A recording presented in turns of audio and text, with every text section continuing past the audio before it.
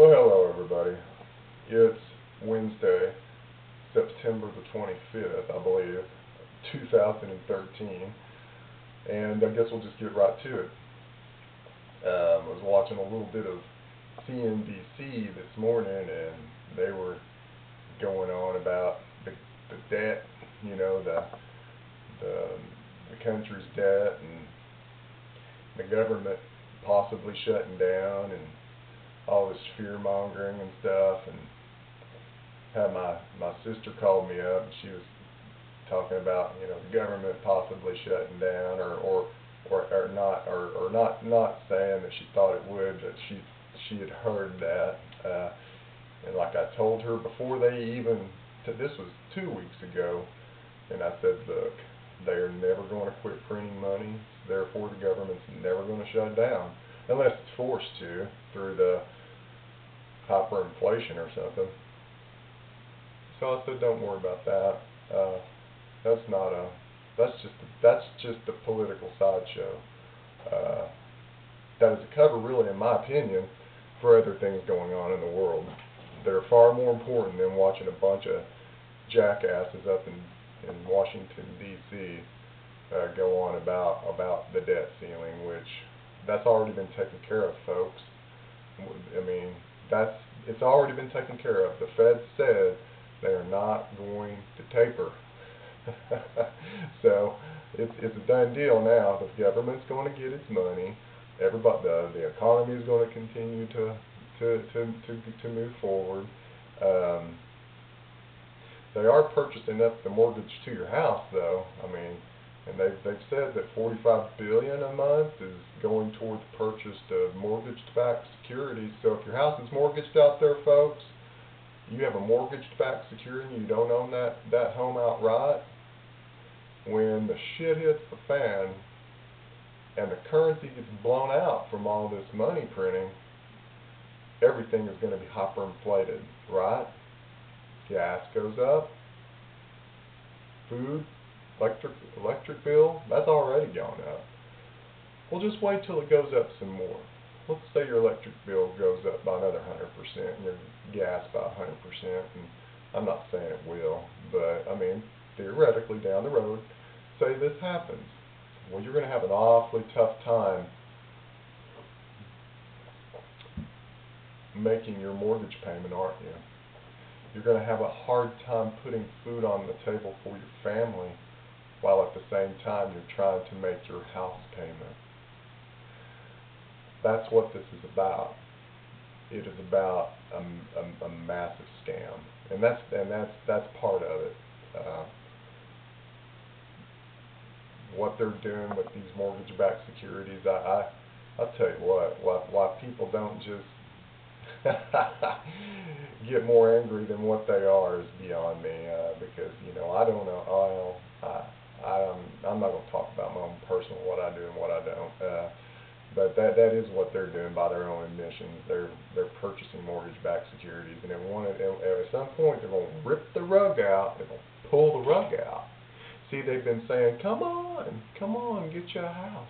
Don't you love the low interest rates you'll get?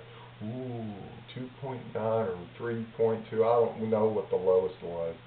But, oh, don't you want a house? And come on in, and we'll help you out.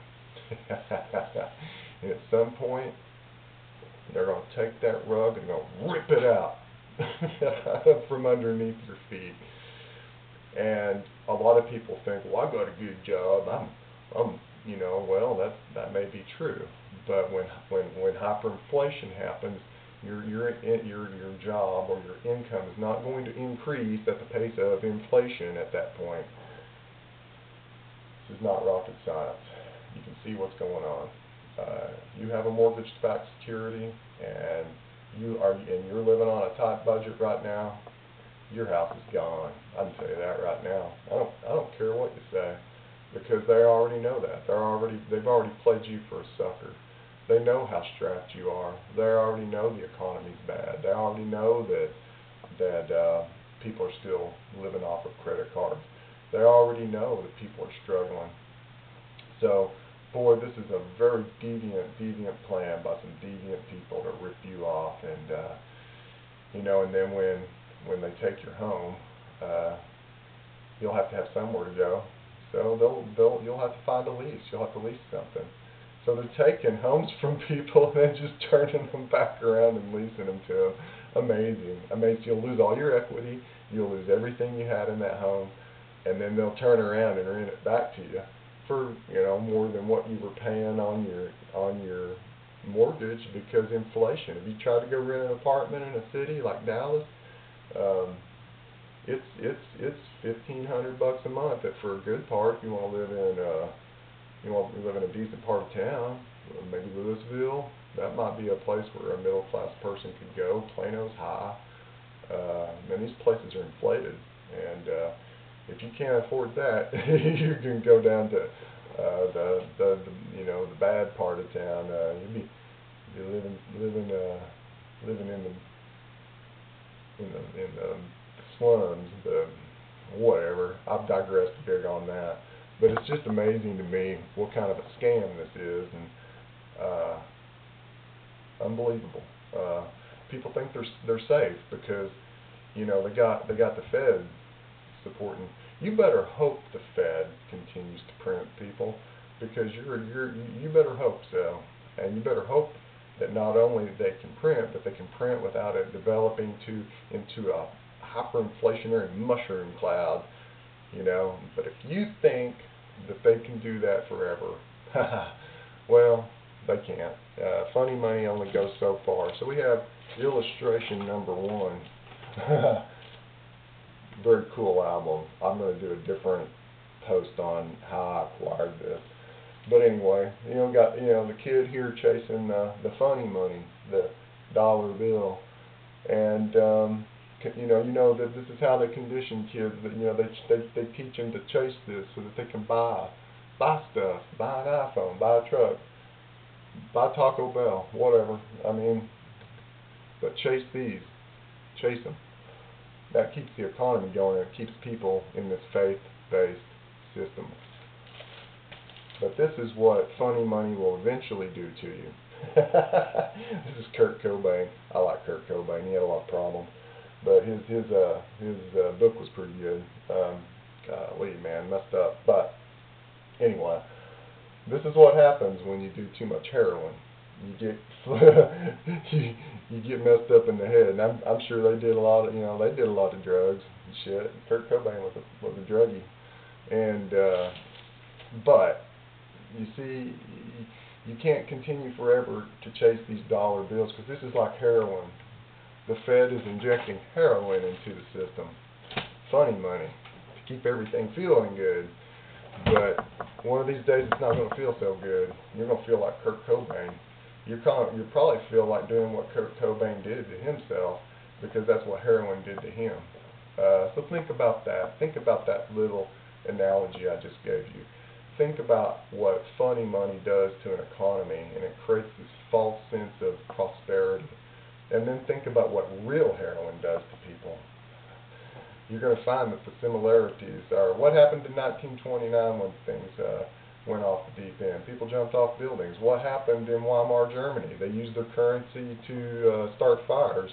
All hell breaks loose, and people lose it. You lose it when you're doing heroin. You get depressed, and you might get suicidal. You might get depressed and suicidal at what comes, because you lose everything you got. We'll see. I take a lot of heat for saying a lot of things, but sometimes they need to be said. And we'll see if I'm right. I'm not saying I am. It's just my perspective, as anybody has their own. If you have a perspective and you disagree with mine, we'll start a YouTube channel and go at it. And if people follow you, they follow you. If they don't, they don't. But well, that's all I have to say for now. And I think that pretty much covers most everything I wanted to talk about. Everything seems to be an illusion right now. It's this whole fight in D.C. over the debt ceiling and the government shutdown. It's just a big distraction. Bigger things going on in the world. Syria is still a big issue. They want to you know, they want to run a pipeline or something through there for natural gas, I believe. You know, it's a deal between the Chinese and the Russians over natural gas, and Gazprom, that's a natural gas supplier out of Russia. And so the way to get that gas from, I believe, Russia to China is through Syria. So that's really what a lot of this is. And why is that important? Because it threatens the petrodollar. The petrodollar must remain king right now. If the petrodollar cannot stay in place in its current form, then all of the money printing won't work anymore. So we're the buyer of last resort. I don't know if Saudi Arabia is buying our debt anymore. If they're buying our treasury bills, I can't imagine they are. Why would you be that stupid? You got a bunch of money printed out on nothing that's backed by a bunch of bozos in D.C. and whatever they say. Or I don't think so. Even Saudi Arabians, they may be, you know, pedophiles or whatever those people. You know, I know there's some evil people there, but they're not dumb. They're not going to purchase treasury bills. Neither are the Russians. Neither is China. Neither are any of these BRIC nations.